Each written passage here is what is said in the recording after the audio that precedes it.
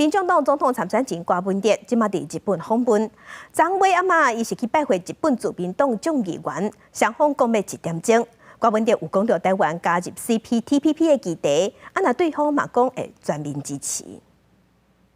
拜会日本跨党派政要，民众党主席郭文哲随后访问日本第2天的行程，要按拜会自民党众议员谷乌圭司也有木原人。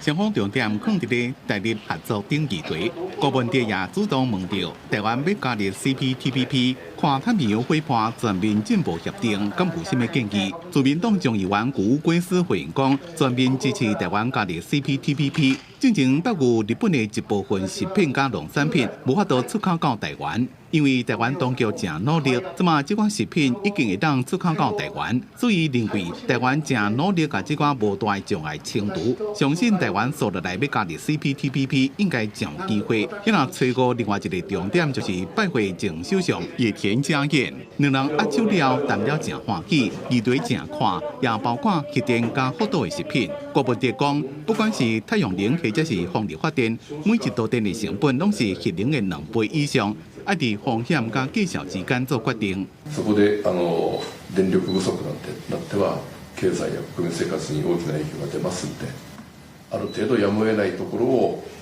妥協しながらやっていくというような今やり方ですね。野田佳彦也講，正感謝台灣開放福島的食品。郭文哲伫咧會中也講，只要日本人會當食，無理由台灣人袂用食。這個道理用科學就當解決，唔是問題。最後暗，郭文哲是參加日台交流協會暗宴，由日台交流協會會長大橋光夫親自接待，行程無對外公開。記者綜合報道。